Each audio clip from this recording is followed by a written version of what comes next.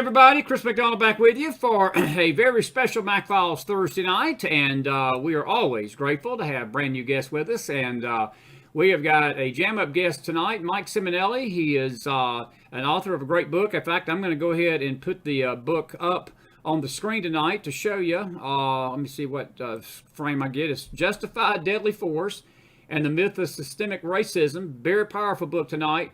And Mike's the author of it. He is a retired military. Mike, I didn't realize that I was reading your bio, and my brother graduated from the Air Force Academy too. He was about 7 years behind you there, 86.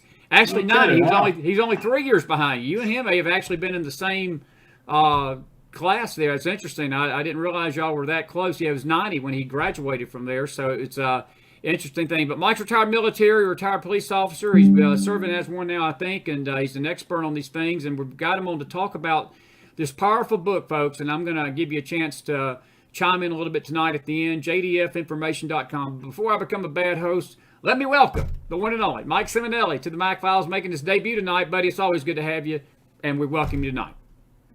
Thank you very much, Chris. I really appreciate being here and being with your audience full of patriots. Quick question, though. Can you still see me? Because yes, I can see you. You're fine. Yeah. All right, because I can't see you anymore. I don't know. Was that supposed to happen? No, you're good. Yeah, I don't know why you can't see me. I can see you and hear you fine. I can. Okay. I don't know what happened there. But, yeah, you're fine. I can see you and fine. We can hear you. Sound great there, buddy. All right. I'll send you the replay, and then you can see me and my anyway, man, it's good to see you tonight. I'm going to have to tell you, this book, I'm going to thank Jennifer Harrison tonight. Jennifer connected me to Mike, and Jennifer's victim rights advocate up in New York, and she had you on her show, and she's just a pleasant person. We've had her on the show here, but she's, when I saw your interview with her and listened to the book and started reading the book a little bit, I tell you, Mike, it was powerful stuff, and you draw out a lot of things about this systemic racism tonight that is the lie of the left, and I'm beginning to believe it's the lie of the right too, because it's not just the left perpetrating it; it's a lot of people in general that don't understand how important law enforcement is to this nation, and the cops, the police, have been vilified to a degree that I've never seen it in my lifetime. Where that's, we've got a situation here. I live in East Tennessee. I live in one of the bigger cities in East Tennessee, in Knoxville. We have had a mass exodus of police officers over these last 2 years. They're scrambling to fill positions. They cannot keep people on the force, and for good reason, because we've got a leftist mayor that has basically took away every policing tool and tactic they can. And I remember Zell Miller, the late Zell Miller, back in the early 2000s in the 2004 campaign when John Kerry was running, and he made that infamous comment. He said, "You're going to defund the military. What you going to defend the country with? Spitballs?" And I wanted to ask these leftists tonight, what are these police officers going to defend your communities with? Spitballs? And but your book outlines a lot. I want you to talk about the book a little bit, introduce yourself to the people tonight. But this is a powerful book, and it is something that it's going to affect everybody listening to our show tonight, because the law is what stands between us and anarchy in any society, Mike. It's the role of law enforcement. Absolutely. You saw how quickly that falls apart when you had these riots across all the cities, and the police were backing off a little bit because they weren't allowed to enforce the law. And you have 1,500 or more buildings being destroyed just, one city alone. Fires, attacks on federal buildings, on law enforcement. I think there was 40-something people killed during the summer of violence. So, it quickly gets out of control. And the whole impetus for this book was, I was working on my master's degree in early 2020, January through April. And it was on deadly police shootings. Now, what I really wanted to work on, it was master's in national security. I've got 30 years military experience, served a couple tours overseas. So I would have liked to talk about state actors like real threats, like China, or resurging Russia, or biochemical weapon threats, or EMP taking out our grid. But I have seen over the years of also being a cop how the nation's greatest threat was from within, from the hatred and divisiveness being spewed by the very left-leaning press and those on the left side attacking police, really starting with 2014 with the Michael Brown shooting. So I made my master's thesis on the deadly police shootings, the racial bias by the press, protesters, and politicians, not the police. And I had just concluded that in April, and then what happens in May? The world went to hell with the George Floyd killing. Yes. And so I figured that, you know what, I'm going to blow this book up. I'm going to blow the master's thesis up into a book.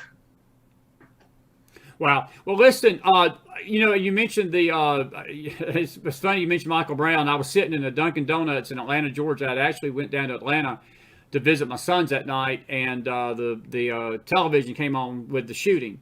And even in Atlanta that night, you could tell the donut shop, the tensions were getting high because it was pretty palpable, the anger in the country over something that was a wrong narrative. They had basically convinced the public that this punk kid had his hands up, and that he asked the police not to shoot him, and we found out later that was a complete lie.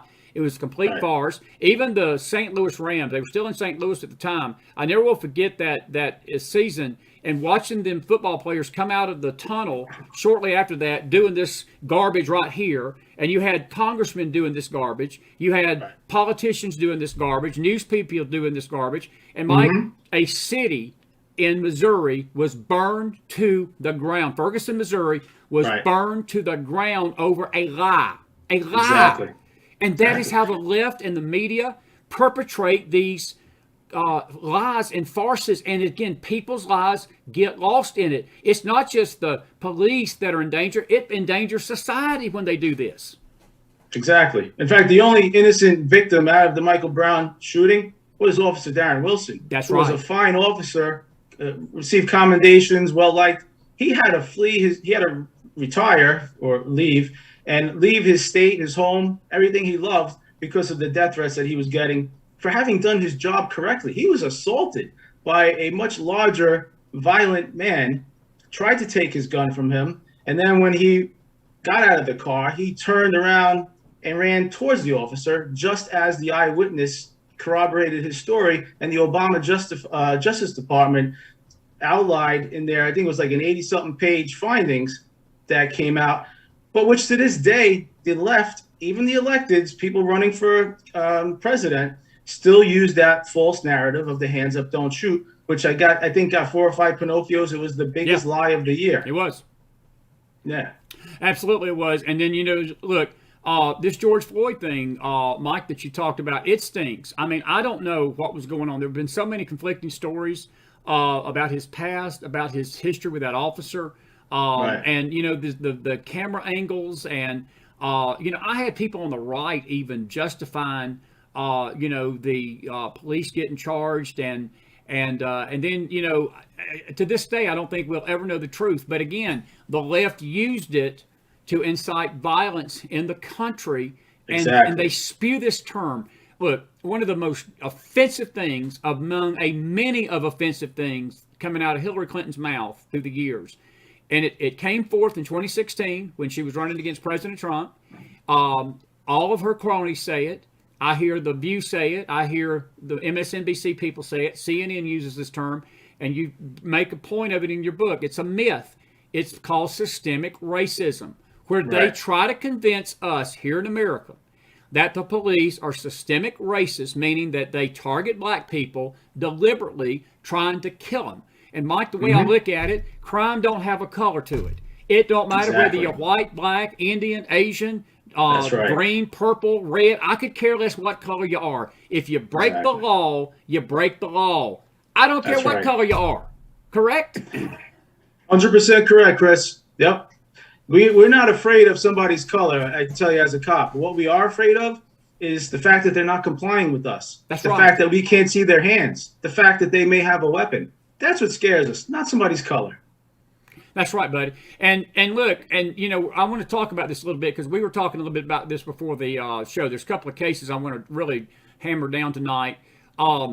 This girl in Minnesota, and I can't think of her name, and I was actually out of town when she got convicted, and it was right around Christmas, and I found the judge's behavior horrible because she wouldn't even give her parole or probation not probation, but goodness, what do you call it? They hold him the bail. She revoked her release on bail, bail. and Right. wouldn't let her stay out until her sentencing because whatever. And this was a case where she got in the heat of a moment of a kid up in Minnesota. She thought the kid, he was resisting arrest. And let me just look at my camera and say this to the punk thugs out there. Let Uncle Chris give you a little bit of advice, punk. When the police tell you to put your hands up and don't move, that's what they mean. And if you want a surefire way to get yourself shot, just resist arrest, okay? That was my PSA for the night. But this kid was resisting arrest, Mike. And she, in a heat of rage, she thought she was grabbing for her baton. She grabbed for her gun. The gun went off. The kid died. And then Minnesota went up. And Keith Ellison prosecuted her and tried his best to charge her with murder. I mean, they were wanting this chick to spend the rest of her life in jail. And they got it knocked down to second-degree manslaughter, and she's serving, I think, 2 years now. Mike, my opinion tonight is she shouldn't be serving any time. That was an accident. They criminalized police behavior. You're 100% right that it was an accident. They criminalized it. However, I'll take it one step further and tell you that had she done it purposely, had she purposely pulled her gun and pulled the trigger at that moment, she was justified. Yes. And the reason she was justified was 2 different ways she could have been killed by him, just as other officers in the past couple of years have been killed, as documented in my book. Either him getting back into that car posed a deadly threat to her, or the other 2 officers that were hanging on both sides of the car. There's a third officer that was hanging through the passenger side. By taking off with them in the vehicle, hanging from the vehicle, and smashing into another vehicle or a tree. Just like Catherine Mary Thine. She is a cop that I detail in the book how she was murdered just like that. Or he got back into that car to access a hidden deadly weapon that would be in his grabbable area. She couldn't know that wasn't there. I mean, why else would somebody be trying to get back into the vehicle if not for 2 of those reasons, which we have seen play out? So she was totally justified to use deadly force. I totally agree, man. And, I want to stay on this a little bit because you've been in the force 21 years, Mike, and I don't know, I know that you probably have been in some harrowing situations, but, it just breaks my heart that so many police officers, they get up every morning, literally kissing their wife, kissing their kids, telling their family, I'll see you when I get home. And to be honest with you, nowadays, with the way the society has become and the lawlessness in it, Mike, it's a 50-50 shot that these police officers get back home that night. And they're underpaid, the most underpaid people in America, most underappreciated. They're ridiculed in the media. They're ridiculed by government. They're ridiculed by Congress. They're ridiculed by the White House. They're ridiculed by every facet of society. And yet they stand in the gap, literally, between us and a lawless society where you might not, look, even a padlock on your door at night is not enough to protect you from these crooks. And if it wasn't for the police, Mike, if it wasn't for the police, these people, I don't think this left understands this. Maybe they do, and that's what scares me. Maybe they do understand it, and it's deliberate. And that's my question to you. And as you're looking at this from the inside out, because you've been here looking inside out, is it deliberate that they're tearing down the laws and trashing the police like they're doing? Well, I'd say it's just as deliberate as they're ignoring our southern border and the fact that 2 million illegals come through our country and then commit crimes, use our medical systems, our school systems, don't integrate the way immigrants used to legally. Yeah, it's definitely deliberate. And I'd also say that these neighborhoods where you have the incidents happening, the high crime, typically in lower economic status neighborhoods, those people want the police there. It's not them that's causing all this hatred and calling for defunding and abolishing the police. It's a very small minority of radicals that have the microphone. Yes. That organize, that go to the legislative meetings. They start these phone banks. They call out legislators on social media. It's them that are doing it.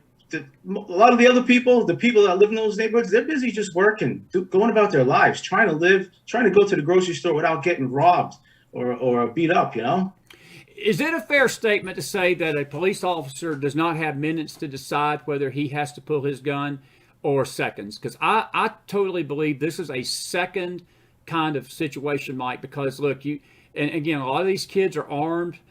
these gangs. And look, it's sad that the youth, you're talking 13, 14, 15-year-old kids that are involved in this criminal activity. And yeah, a lot of them have guns. They do have guns. And they have knives, and they're some of them are strung out on PCP, meth, whatever else, and you don't even know what you're dealing with. And a simple traffic stop, man, you can walk up to give a kid a ticket and pull a gun, blow your head off. But sometimes these decisions are seconds that they have to decide whether to pull their gun or not. Correct? Yes, completely, 100%. It's mere seconds. And I'll give you an example. I was sitting in my patrol car by a train station. Car drives up to me, say, "Hey, there's a couple of guys fighting around the corner over that gas station." So I drove around, and sure enough, there's two guys going at it. So I pull up my car, a safe distance away from them, let's say 30-something feet. I get out, I flick my ass. Like, I figure I'm going to take care of the both of them to tell them to knock it off.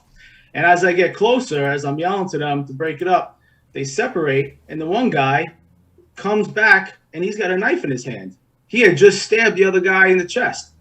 I couldn't tell that from driving up to it by seeing them engage like that. So immediately I had to drop my baton and draw out my firearm. Fortunately, he listened. He complied with my commands to drop the weapon. I saw him hesitate for a second. Thankfully, he dropped the weapon. He got down on the ground. He was arrested, and that was the end of it. Could have very easily went the other way where he didn't comply. He went to make a final kill stab on the guy he was fighting, and I had to use deadly force. And because of the racial demographic that he was, I probably would have been a famous person in the news as well. That's right, buddy. No, I'm totally with you. And, look, I'm just going to go ahead and say the elephant in the room. I'll go back to Minnesota because you had a rogue AG, and that's another element of this, Mike. You've got these legal people like Keith Ellison in Minnesota, who's nothing but a rogue, left-wing, loon bomb prosecutor that should not have any power whatsoever in this nation, but he is the highest law enforcement officer in that state. Had that officer been black and that victim been white, I don't have a lot of money, but me and Mike would put a $10 bet down on the table tonight. That would have never been prosecuted by Keith Ellison. He would have never prosecuted it. Right. To you and to people like me, color doesn't matter. The color of the criminal, of the cop, of the victim, but to radicals like Keith Ellison and the Soros DAs that we've seen come up around cities around the country, that is the most important thing to them is race, because they're making this racial divisiveness. They're putting it into the whole atmosphere of the country. They know, and I mean, it's no secret. Of course, they know it works. When you look at the emails or the internet, the problems with the election, I forget the Russia what they were doing. Yeah, 3,500 of the social media things that they did to affect the election, over half of them were racial related. And I think a quarter of the total, so half of those racial related, were trying to divide the people against law enforcement, painting them as racist. Right. When you hear that term as a police officer, that the police are systemically racist, when you hear that term, what is your initial reaction to that? How does that affect the morale of not just you, but that's got to just bury the morale of police out there, Mike, because look, I'm not going to sit here and say that every police officer is good, because there are bad apples, but they're few and far between. And I would argue there are bad doctors tonight. But you never hear about the media complaining about the one or two doctors out there that get sued all the time for malpractice and things like that. Look, you got bad dentists, you got bad doctors, you got bad painters, you got bad nursery workers, you got bad everything in every industry. Right. But this is the most important industry in the world, and of course not all of them are going to be good. But to say that the policing in America is systemically racist for doing their job, it's got to devastate the morale of the police. I can't tell you how much it angers me. Being a cop for as many years as I have, and risking my life for people of all color, and seeing the women and men beside me do the same thing. And, I've been with them in private. There is none of this racism that the left is trying to paint us as. So I know it's not systemic. It's not even close to anything like that. And that's why I did this book. And I can give you an example of why people believe it. Like, you have the low, the people that don't really follow too much of the news and everything that's going on. They'll catch a little snippet here, snippet here. So like a low information voter, we would call them. Mm-hmm. This is why they believe it. from 2015 to 2018, this was part of what's in the book, proving the bias by the media. During those 4 years, the Washington Post database, they showed how there was 3,880 deadly police shootings. Of that, 1,880 were white subjects that were killed. Right. And then there was 948 black subjects. So during those 4 years, 51% of the people killed by the police were white, 26% were black. So during those 4 years, USA Today, and I use this newspaper purposely because it had the largest national distribution. You know, every hotel you go to, there's a USA Today, right? Right. Well, they ran 82 front page stories or teasers on deadly police shootings. And of those 82, they mentioned, I think it was 57 different black subjects killed by the police, a total of 132 times. And inside one of those stories, they mentioned one white subject that had been killed. So if you were a black subject killed during those 4 years by the police, and both the black and the whites, 99.9% of those shootings were justified because the subjects were armed, attacking the police, attacking somebody else. If you were a black subject killed, you had a 6% chance of being a front page USA Today story. If you were white, it was 0.05% chance. I think that's 0.05%. Right. You can see the dramatic bias. Absolutely. That's the bias. It's not on the police. It's on the press. It's on the press, Mike, and they are stoking this for God knows what. And then, you know, that Absolutely. that brings another question into play here. You know, the politicians and the laws, you know, I hear people say, well, the Congress needs to step in and change the laws. Mike, we got laws on the book. We don't have a lawless country. There are laws in this country that if we could just enforce those laws and the DAs would let the police do their job, we could have a lawful society. But I don't think the left is invested in lawfulness. I think they want Black Lives Matter burning these cities down. I think they want Antifa burning these cities down. I think they want this chaos and anarchy, because all that does is get them to go out there and complain that if the right gets elected or the Republicans get elected, that, you know, the police are going to hunt these innocent victims down. And I was reading today that this Supreme Court nominee of Joe Biden, her record as far as sentencing child porn criminals, she's basically had a revolving door in her courtroom that she don't even want to sentence them to prison because she don't think it's a real crime. That is an issue tonight that has got to change, or we're not going to have a country, Mike. We're just not going to have a country, buddy. Yeah, I agree with you. I think it was maybe Senator Josh Hawley that yes. was pointing all that out. Yes, he was. Yeah, and that's the same story. Besides from the Supreme Court justice nominee, the DAs, like Mayor de Blasio in New York City, like he emptied the jails from when he came in as mayor to when he left. I think more than half of the population of the jails was out. And then you have the DA, the guy who just came in.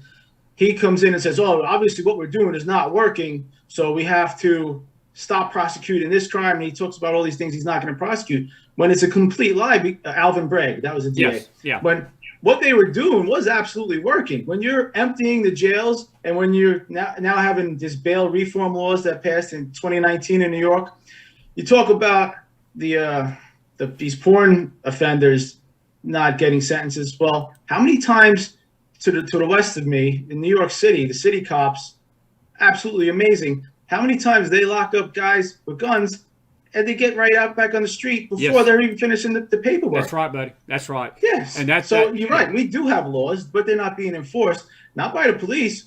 It's our job to lock them up. It's then in the courts for the judges and the system to make sure they get held accountable for that. Yeah, and again, I don't know where that's going to stop. Can I ask you a question? This is an opinion question.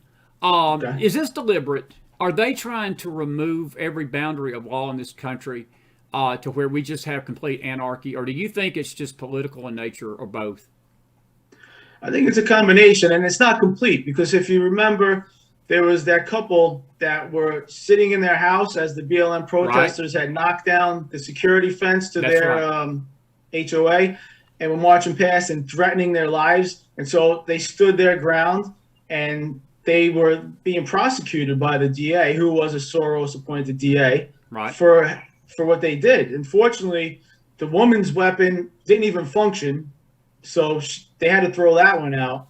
And I think in the end, the couple was acquitted, or they couldn't charge them. But that was the intent, was to charge them for illegally defending themselves against a riotous group that had just broken the law, was also armed and threatening their lives. So they're picking and choosing who they're going after.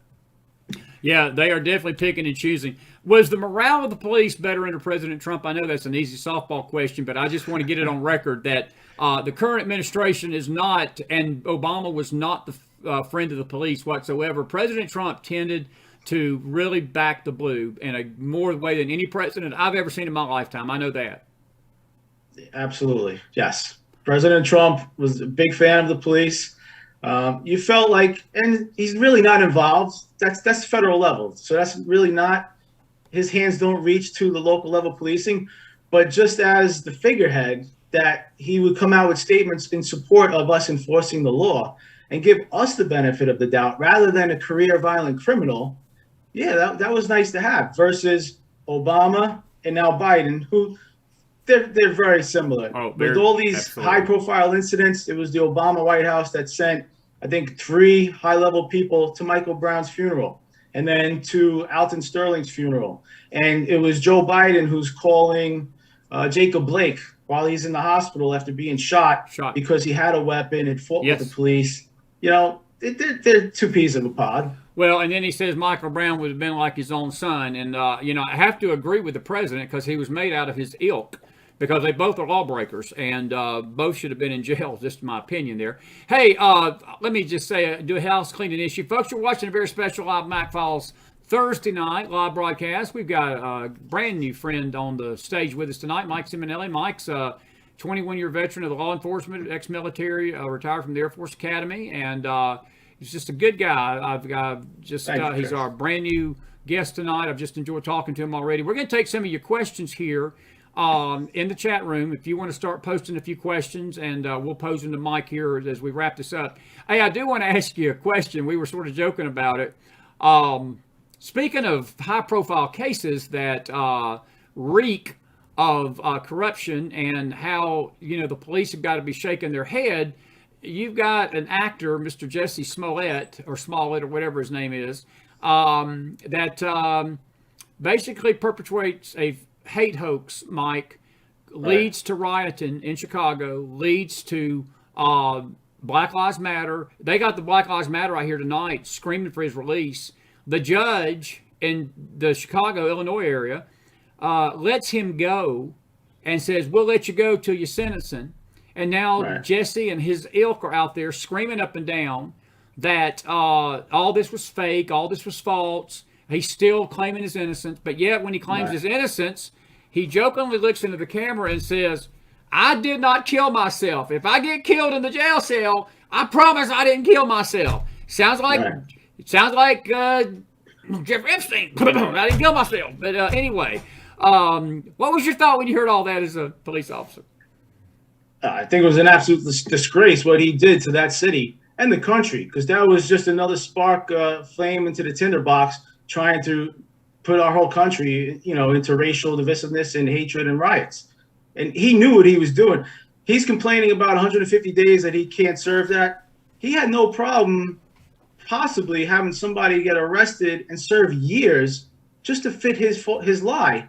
And think of what a racist he is to accuse two white MAGA people of going after him. When does that even happen? You hear these stories about who's really the perpetrators, who's causing violence. When you had you go back to the Tea Party protest, or even the anti-mandates against the vaccines. You have peaceful protests. There's nothing being broken, no federal buildings being Molotov cocktailed, cops being assaulted. It's completely different between the two sides. It's become a 2-tiered system of justice. We spoke about this before. That's right. Whereas back in the day, it was based on racism, and blacks were being persecuted for things that they shouldn't have been. Well, now fast forward, we've come back to a 2-tiered system of justice where we just don't want certain people being prosecuted.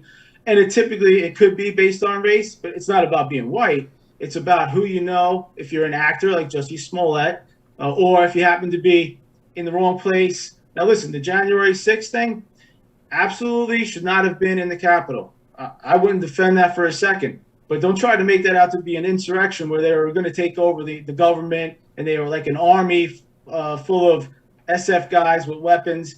That was not the case. Really, they're a bunch of morons. Yeah, I agree. Yeah, so it wasn't organized. It was not the truth of what they're portraying it to be. Again, I'm not defending them. Shouldn't be in there. And I said something that I know would probably piss off most people on the right as far as the use of deadly force against a woman that she breached the line. I said that's deadly force that's justified because anybody going past, this is the known demarcation of, if you come past here, you could endanger the lives of the electeds, the Senate, the Congress. You don't come past it, no matter who you are. So, fair is fair. Fair is fair, buddy. I'll agree with you. Look, I'm with you 1,000,000% on what you're saying tonight. We're on the same page here, totally. Mike, I do have a question for you, and this may not be a question you can answer. It's just an opinion question. Okay. Do you feel like that the family unit being broken down over the last probably 30 years by just so many forces has brought these kids up? I was always raised, I'm a little older than you probably. You and my brother are about the same age.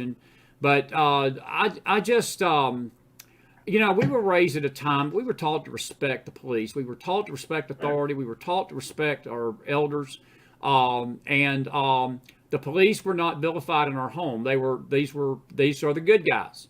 And it just seems like that the children of nowadays, that even at a young age, are being taught to fear the police in a bad way, that the police are the bad guys and all. And I just think that a lot of this is coming from the parents that have not taught their children to respect cops. Because if I was asked by a cop to put my hands up, I'm not going to sit there and resist arrest. I'm going to put my hands up. Period.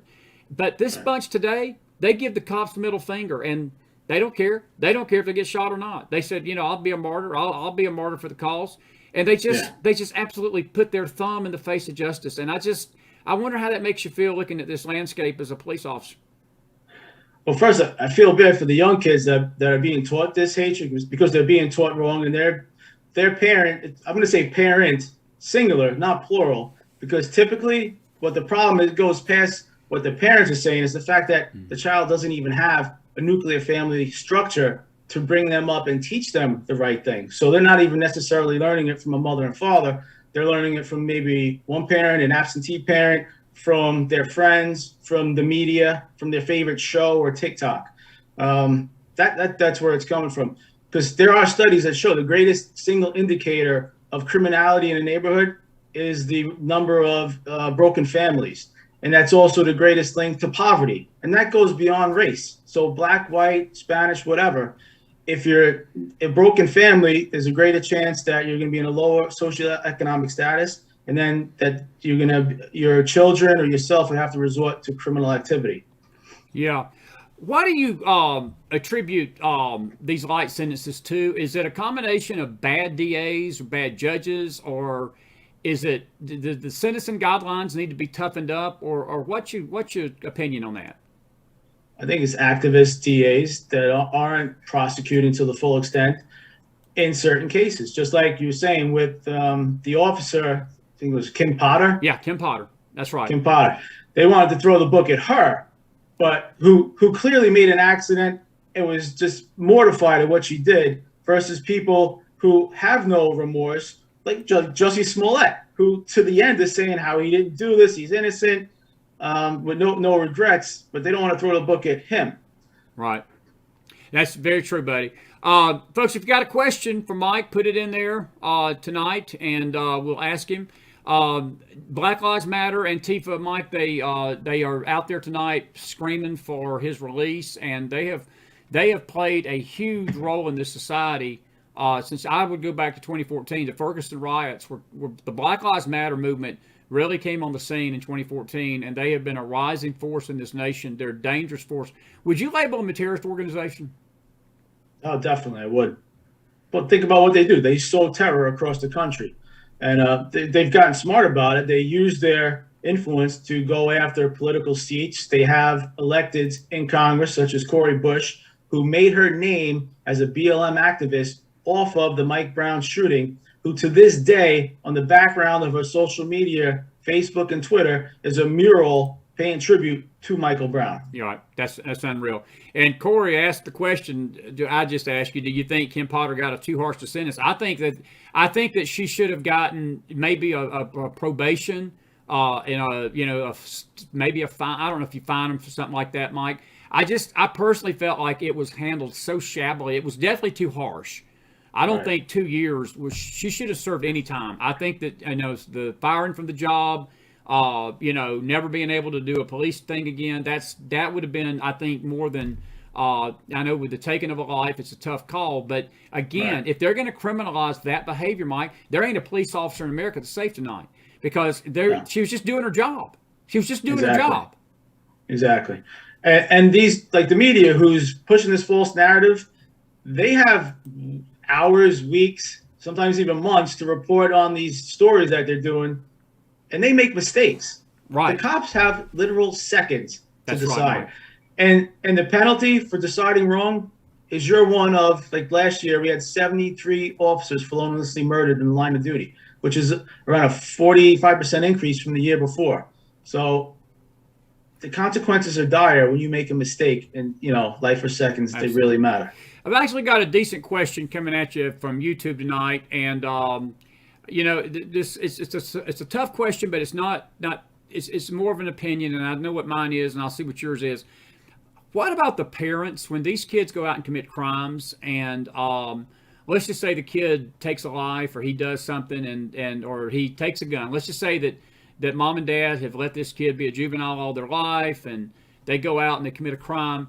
Is there any accountability on the parent side? I know that legally that's a tough question because you really can't charge the parent for the kid. But, in a true society, the parent should be held accountable in some ways. I've heard of lawsuits where civil suits where people have sued the parents for the actions of the child. And that's what I was thinking. I mean, depending on the age, if the kid is a minor, then it's absolutely on the parents. Wow. It's good. It's not an 18-year-old, when you're 17, you could join the military, leave the house, 17, 18. So it's kind of hard to hold the parents responsible. But younger than that, definitely civilly. I'm thinking of a case that's in the news right now where a young kid was unfortunately killed by the police, and they're still sorting out the details on whether he still had a gun or if he had just dropped it. And there's already a huge lawsuit from the family. But the father's in prison, the mother's a drug addict, so the kid never stood a chance. Right. But yet this family who failed their child is now going to sue the city, the officer, for millions of dollars when they caused this. Mike, do you see this getting any better or worse as we go forward with the police? I know that in the short term, it's probably not going to get better because of the regime that we've got in place tonight.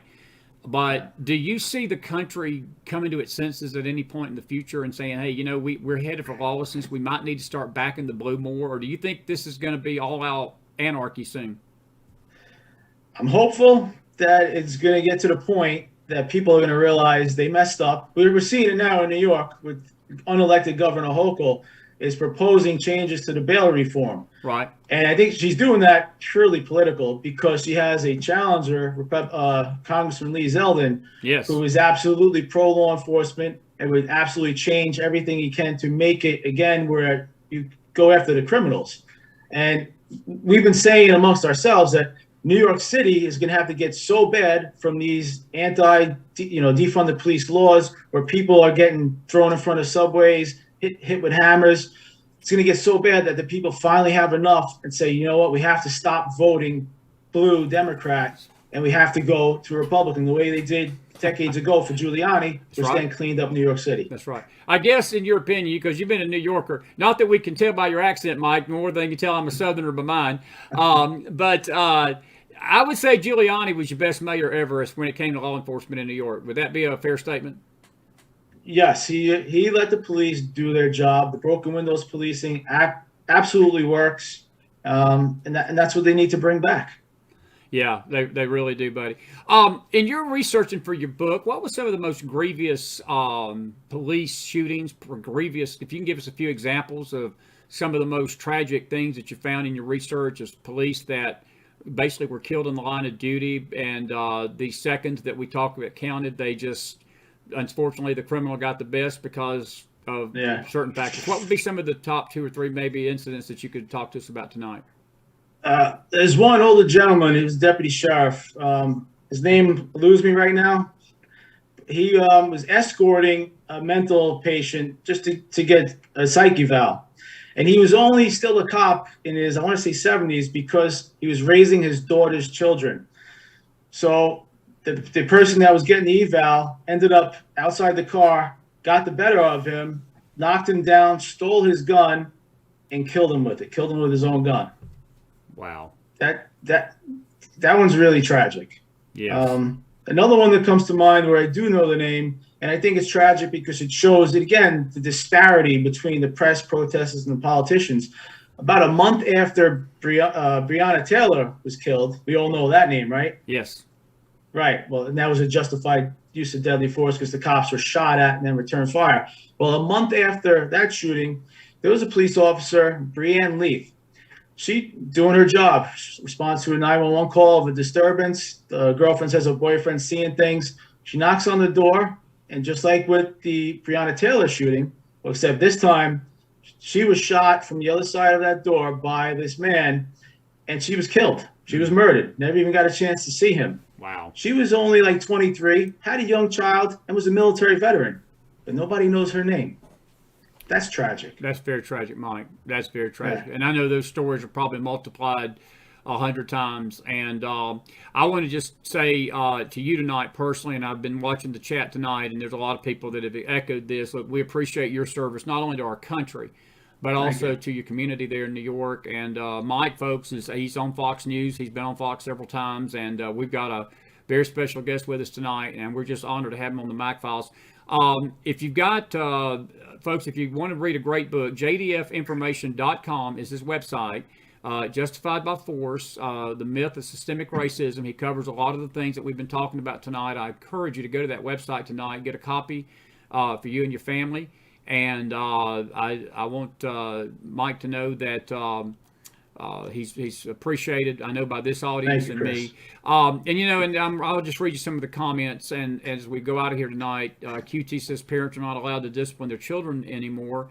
And that's true, Mike. That is a lot of this lawlessness because they have handcuffed the parents. Because you got a DOJ tonight that's trying to label just simple moms and dads that go to a school board meeting to protest CRT as terrorists. I mean, that sort of destroys this myth that the parent has the right to do with the kid what they want to do, and that sort of sucks. But that's where we're at in this nation, right? No, you're exactly right. And that was my first time getting on Fox last year was because of the school boards, where I saw they were injecting this anti-police propaganda into, they were calling it diversity, equity, inclusivity, social justice programs, because they had one radical that was assistant superintendent. She took it upon herself to push this into the system. Yeah, that's and again, I think they're going to do more of that. I do got a question for you, and it just came to mind. We talk about the parents being accountable for this violence, Mike. I know that it's a tough call legally to make the media culpable in this, but I tell you what, if there was a way to get the media behind bars for some of the malfeasance they do with this reporting that leads to a lot of this violence, I would be all for it. And I'm not a lawyer, I'm not a legal expert, but I tell you what, I sure wished I was, and I wish these people would spend some time in jail because they might keep their mouth shut because they stoke this fire all the time in this country in the war on police. They do. No, you're absolutely right. They do. Another thing that I showed when I was doing I did the case study comparison between the Michael Brown shooting and Justin Damon. Now, she was a white woman killed by Mohammed Noor, police officer in Minneapolis. When Fox News broke the news that there was an eyewitness, this was the first time this was reported, an eyewitness corroborating Officer Wilson's story. The next day, the other 5 major networks ran, I think, 95 stories, and not a single one of them made that the headlines of their story. Instead, they kept talking about Michael Brown's associate in crime who was backing up his story.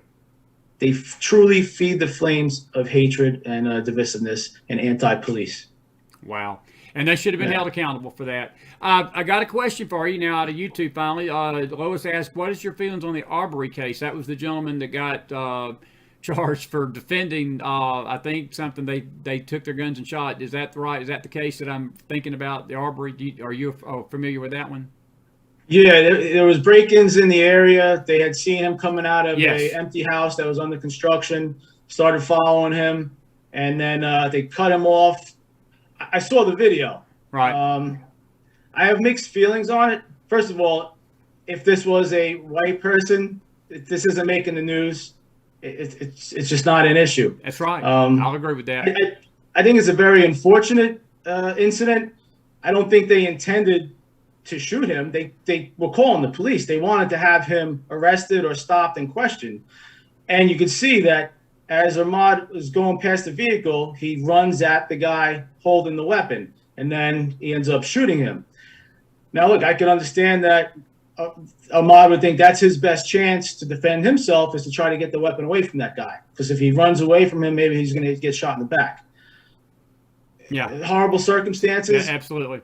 But I'm with you. I think the racial component again, and that goes back to your book, Mike, because this country is so race bitten. I call it, people call it snake bitten down south. I call it race bitten in this country. Everything has to do with race. And that is this myth of systemic racism, because they've convinced people that the police are systemically killing black people. And they're not. Exactly. They're just not doing it. That's right. And you know what? The facts and statistics actually support us, but there's that saying, lies, damn lies, and statistics. So what I did in my book, I laid out the 108 shootings of police where cops were murdered, and the 90 shootings of unarmed people. Every one of them gets its own page, same criteria, where the reader, the person, can examine it, where I show, are there drugs involved? Is there mental illness involved? Was there a crime involved? Or was this a wanted criminal? And really, how did the person come in contact with the police? Right. How did the person react to that contact to the police? And then what did the police do? And then you make the decision. You decide, was that a justified use of deadly force? Was it an accidental discharge, as that happens sometimes? Or was the cop totally in the wrong? But even with all those, and what I saw, there were some cops who made mistakes. Not a single instance can you point to race as having anything to do with it. That's very true, buddy. And I'm glad you said that. Even when they're justified in shooting, and yes, even when they're wrong in shooting, Mike, race has nothing to do with it. Nope. Police are doing their jobs, and in the heat of battle, mistakes are going to be made. Exactly. And these Monday morning quarterbacks that sit out there and criticize the cops wouldn't last 2 seconds in a police uniform. They wouldn't last 2 seconds having to make the decisions these police officers make. And I go back to what I said at the very beginning, and we'll wrap this up. It just breaks my heart that the number of police officers out there tonight that get up every morning, and the solemnness of the reality of what they do is that they kiss their wife goodbye, they kiss their kids, they hug their kids, they look at those family members, and many of them don't make it back home that night. And there just seems to be no sadness for that. But yet a thug punk that gets shot trying to resist arrest, or a punk thug that is breaking a glass and busting the jaw of a police officer, and then he gets shot in the process doing it, and basically, again, just acting like a punk and a thug. The country, and as you said, rightfully so and beautifully so, you've got the highest levels of government that honor the criminal, but they trash the police. That is, without a doubt, the most hideous thing we've ever seen develop in this nation. It is demonic. It is toxic. It is evil, Mike, on every level when our nation gets to that point. That's evil. That's just plain evil. You laid it out, Chris. You're exactly right. It is. Yeah. We need to change that.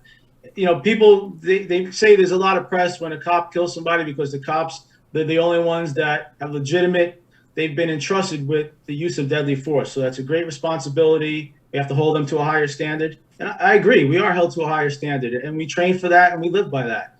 But it's just as egregious, or even more so, when somebody who's entrusted with that responsibility to protect you gets murdered while doing so. Yeah. So that should get just as much, if not more, press. I'm because with you, buddy. Those are somebody purposely murdering your final line of defense. Whereas in many of these instances with the cops, I mean, all of them. The cops didn't go to work that day intending to use deadly force, but in many of them, they're doing the right thing. It's life and death, split-second situation.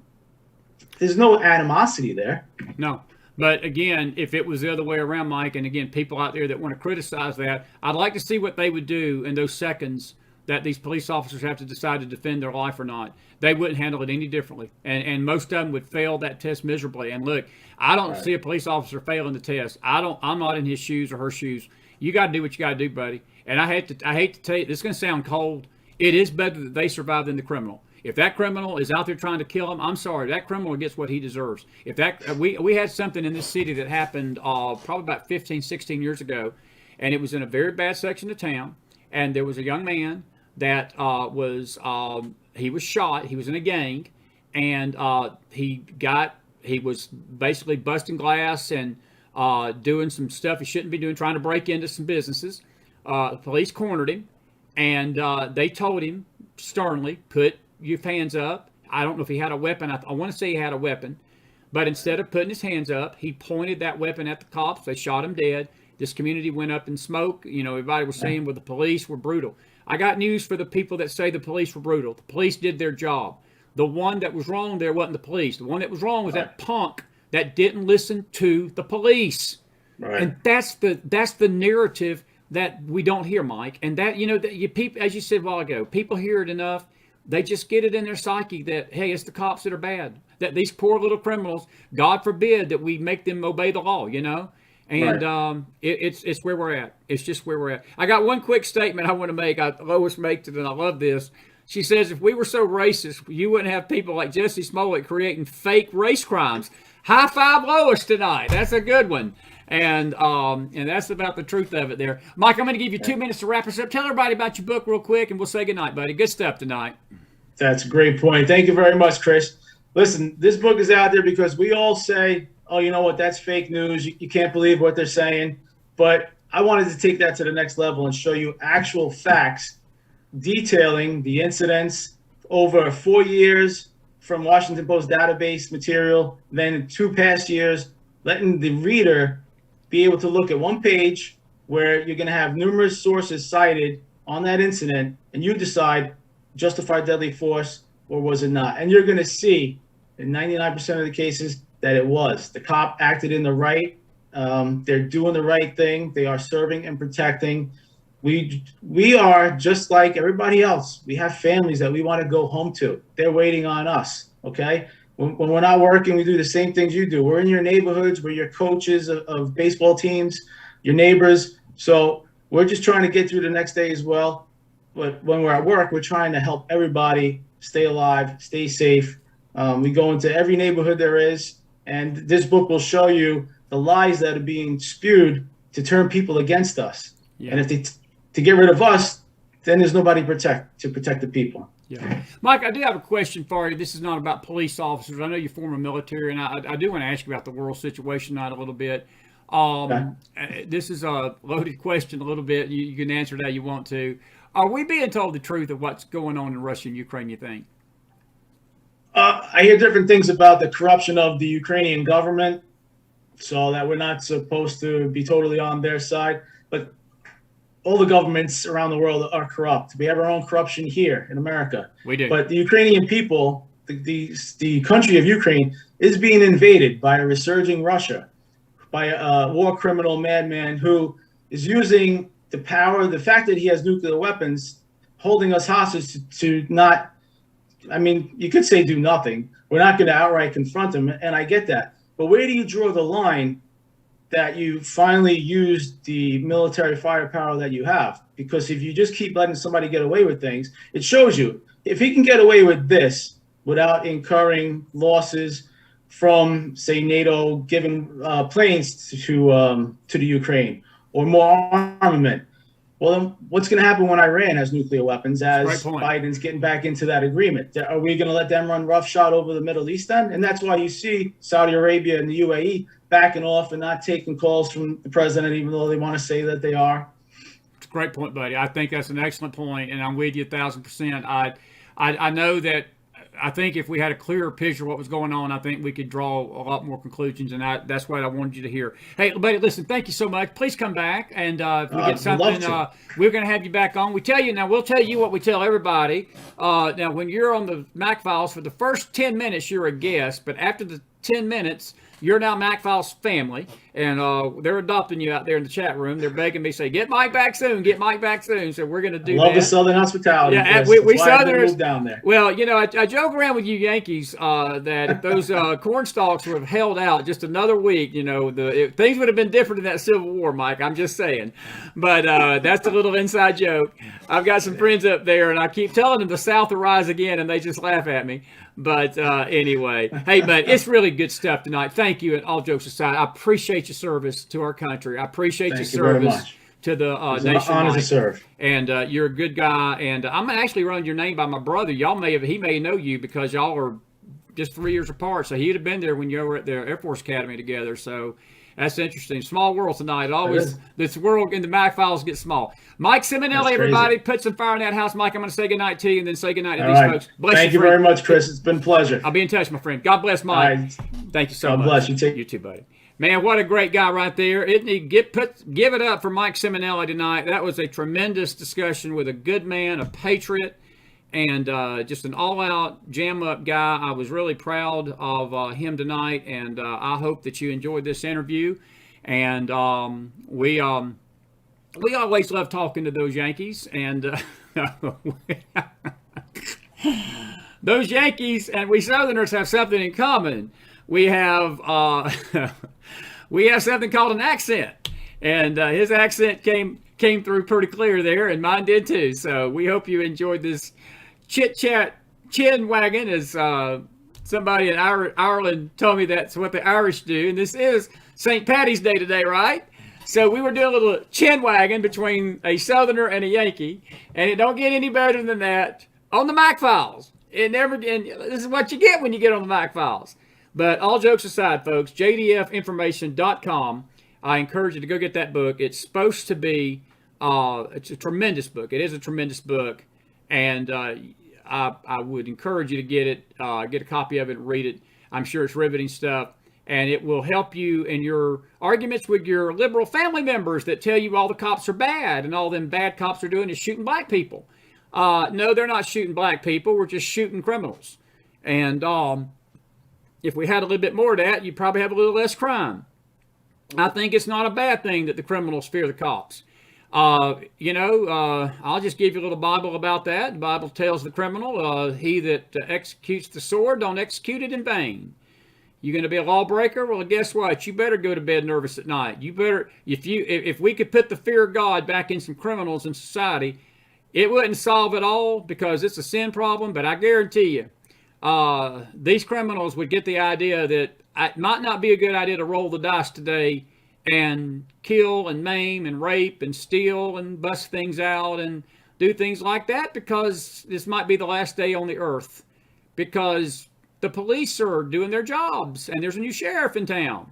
It would not do for McDonald to be in charge because there would be a change in the law enforcement of this nation. And I would see to it, if it was possible in my power, that every dishonest district attorney was gone.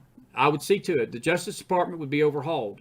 And we would make sure that these elected officials did their job, and if they didn't, they'd be charged themselves. And that's just the way I look at it. I know that's a tough, narrow-minded way of looking at it, but folks, we're teetering on anarchy, and we're teetering on a lawless society that is going to wind up that we have no boundaries and we have no level of law, and none of us want to see that. None of us want to see that. But we're seeing it. We're playing it out. It's playing out before our very eyes. And it's sad. It's really sad tonight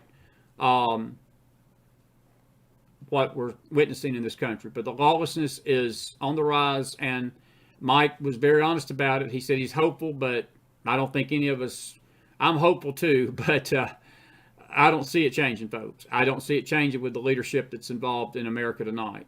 And I'm not just talking about Joe Biden. I'm talking about the whole structure, And so anyway, It's a good interview tonight. We hope you enjoyed Mike. We'll have him back. I do encourage you to get his book. And when you go to his website, there's a contact page. Let him know that you heard him on the McFiles tonight. He will appreciate that. Whenever our guests come on and y'all tell him you hear him on our show, that gives them encouragement and gives them a little impetus to come back another time. And if we get a story that we want to run by him, we'll definitely have Mike back because he was just an absolute patriot tonight. I just love what he had to say. And I want to thank Jennifer Harrison tonight again for setting this up and so forth. I know the light is showing me as emerald. This is really green that I've got on. I just want to salute the Irish tonight that are out there among us, McDonald included here. And, we Irish, we're just a little different bunch. And that's why we get a little fired up on the show. It's the Irish, the Mac Irish, the MC Irish. And we just a special bunch. We Southerners and we Irish are just a special bunch. And we always enjoy the chin wags on the McFiles. That's my next t-shirt. Welcome to the McFile Chin Wag Hour. I think it's what I need to change the show. McFiles Chin Wag Hour. What y'all think? I think that'd be pretty good tonight. But anyway. Alrighty, let me do a little selfless promotion tonight. I've got a few things I want to show you before I leave tonight. Listen, we've got some great t-shirts going on right now for the spring. Man, we've had a ton of people respond to our Spiritual Smackdown shirt. And look at that good-looking shirt right there. We got that in short sleeve or long sleeve. That's the front of it. And the back of it looks like this. And it's a good-looking shirt. We got it in navy blue, baby blue, and black. And we've also got those 3 colors in short sleeves for the summer. So you can either order short sleeve or long sleeve. And that's one design that we're doing. I'm working on another one right now for Spiritual Smackdown down the road, but y'all have just been buying those like crazy. But we also have a couple of face shirts that I want to show you tonight, and this one is going for another 2 weeks, and we really need you to buy this one. This one's for our Sunday morning meeting time crowd. The Holy Ghost anoints the cross. It helps us with the Sunday morning program and the Sunday night program.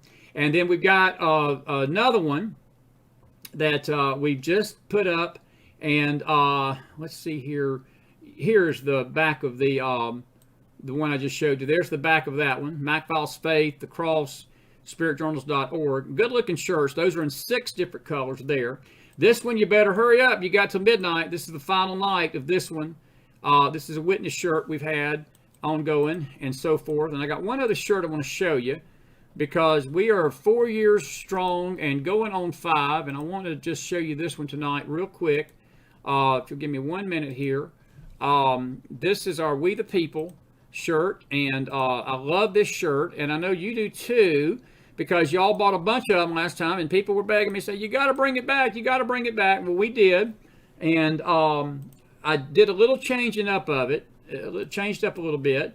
And let me see here if I can get this image to come up. This is War Like It's 1776, We the People, 4 in the books, going on 5. And then we've got the back of it. If you'll give me a minute, I will bring the back of it in to the screen here. Hang on just a second. And I'll show you the back of it if I can get this to do right.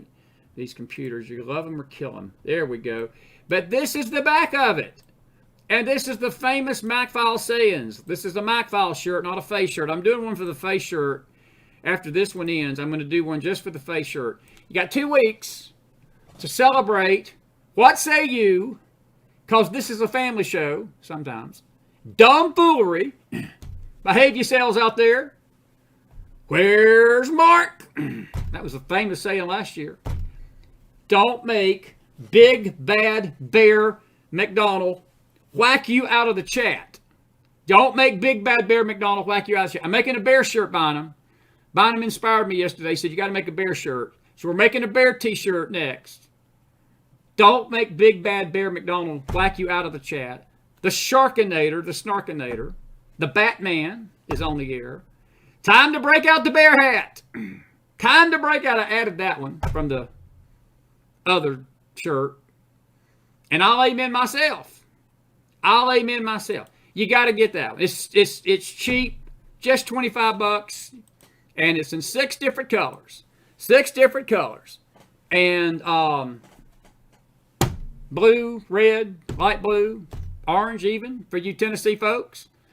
And anyway, but that is what we got going on this spring to help us raise some funds for the show, and also to give you something to, as I heard somebody call it, swag. I think Liz Crokin told me that one day. I wore my McFiles hat, I guess it was last year when I saw her, year and a half, somewhere back, went over to Nashville, and I showed up, and she looked at me, she said, that's some McFile swag. We got some McFile swag. And this is our hats that we got going on. That looks pretty cool right there. I should bring my, look at that. That looks pretty cool. Looks like I got a hat on every night. If I could get that white out, let me see if I can get that white out. That's just awesome. That's awesome. Let me see if I can get this color key. Now, is that pretty cool or what? Look at that. Look at that. That's what I need to do. That is inspirational. That's how that had a look on you. We the people. McFiles. Wore like it 1776. That's awesome. That's awesome. But we have all of these in our Telegram room, the McFiles.org. Go to our Telegram room, and you can join the page and go to our custom ink page. I need about 30 of you to buy these hats. They give us a high quantity on these hats. They're worth it, though. And they're nice hats, and it gives a war call for this country, to fight for the country as we the people, and lets people know you listen to the McFiles too. You can't beat it. There's 6 different colors of hats. They're nice quality hats too. I just need 30 of you. I got about 300 in the chat room tonight, so that's just 10% of you. So help us out there on those hats. And then I promise we got some brand new shirts coming. I got to get these done first, because if I put too many out there, we won't get the quantity met. But we got some nice, cool stuff coming. I will share with you Sunday. We actually, as I told you, we're going back on radio in Russia. And I've got a brand new company. It's called Bonfire, that is helping us do fundraising. And we've got a shirt designed just for the Russia outreach. And it's very, very nice. I'm going to see if I can find it here tonight. If you'll give me 1 minute, I think I can get it up here on the screen. Let's see here. Give me 1 minute here, and I'll see if we can get into it. Yep, we can get into it. And here is that shirt. If you'll give me 1 minute, and we'll show you. Ain't got nothing to do. It's just 9:10. Just bear with me here a minute. You'd rather be listening to me rant and rave than watch TV tonight, I'm sure. Let's see here if it's going to let me pull this shirt up. There it is. It is. They are going to let me pull it up. And I want to show the navy in this shirt. This is a cool looking shirt, front and back. And this is strictly for our faith. All the proceeds of this t-shirt are going to go strictly to help us pay for the Russia outreach that we're getting ready to sign contracts for, probably again in the next month. I'm talking to Mark and them. But look at that cool shirt. McFiles Faith into all the world. That's a nice looking long sleeve shirt. And this is the back of it. And for those of you that watch our Sunday morning program, you know this means a lot to us. This is a very powerful verse. For the preaching of the cross is foolishness to them who perish. And that's the front and the back. And again, that is our McFiles Faith shirts. And all proceeds of this shirt will strictly go to the Russia campaign. And we will have a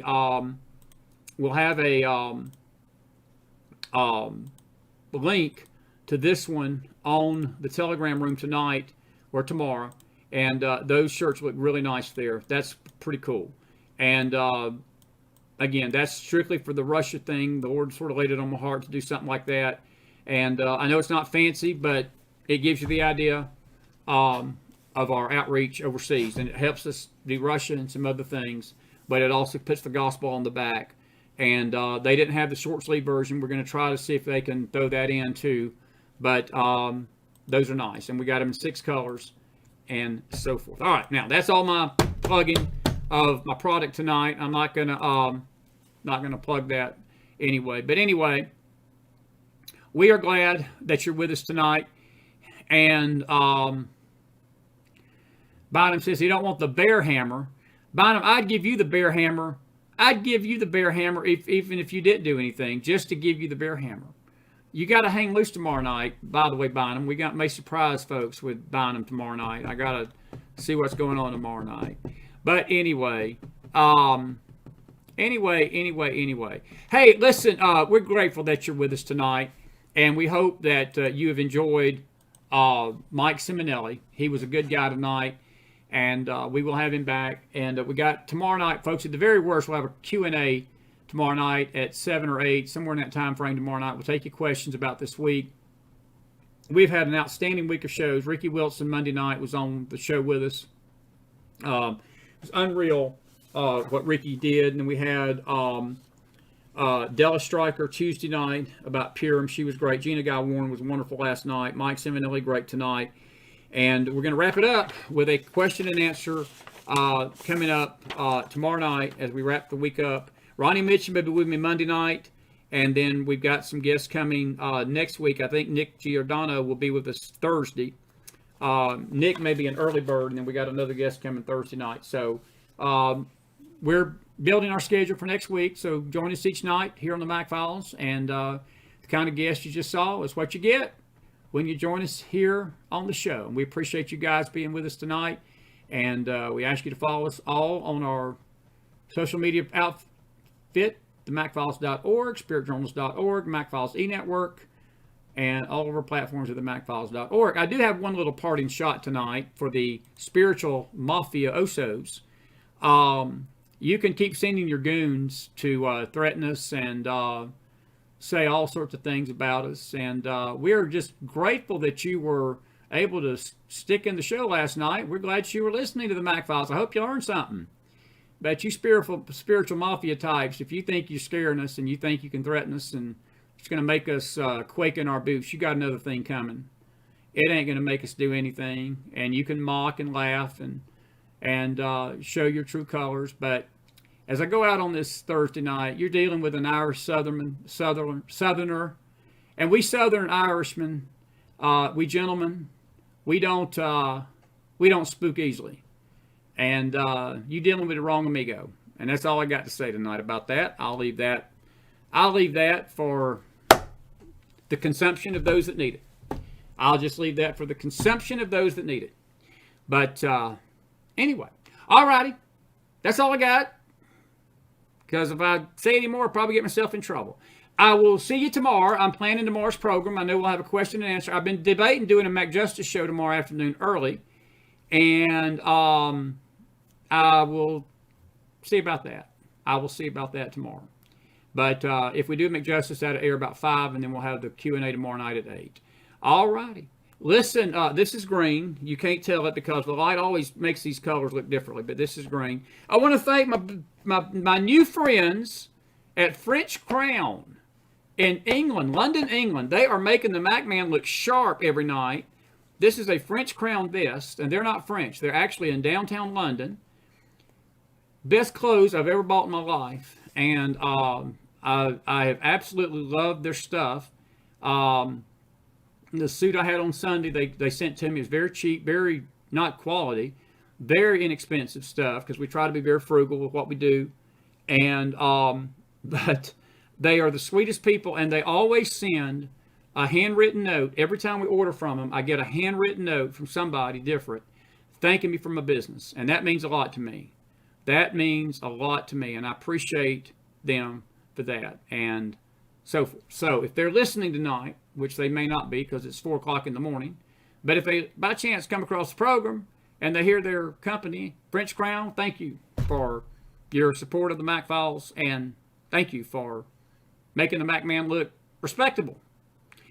And happy Irish Day. Happy Patrick's Day. And let the Irish arise. Let the Irish arise. And save the country. Because we sure need it. We sure need it. I'll see you tomorrow, folks. Starting around 5 tomorrow, probably. And then tomorrow night, doing something with you. I don't know. We'll figure it out.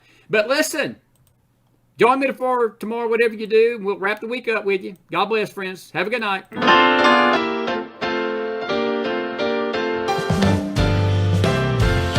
I'm bound for the land just over the river where the bright angels sing in praise to Christ, my blessed heavenly King.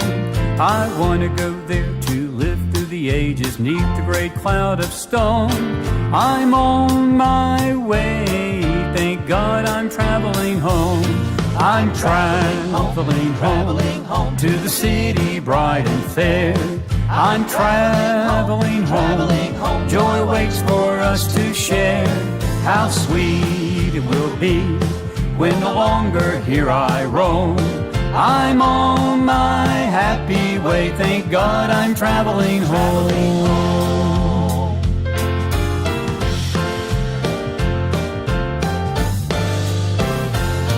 Each day as a host, he's guiding my pathway, shining with the perfect love. So glad am I to walk with the heavenly dove. I know 'twill be a wonderful meeting over on the dashing foam. I'm on my way, thank God I'm traveling home. I'm traveling home to the city bright and fair. I'm traveling home, joy waits for us to share. How sweet it will be when no longer here I roam. I'm on my happy way, thank God I'm traveling home. I'm traveling home to the city bright and fair. I'm traveling home, joy waits for us to share. How sweet it will be when no longer here I roam. I'm on my happy way, thank God I'm traveling home.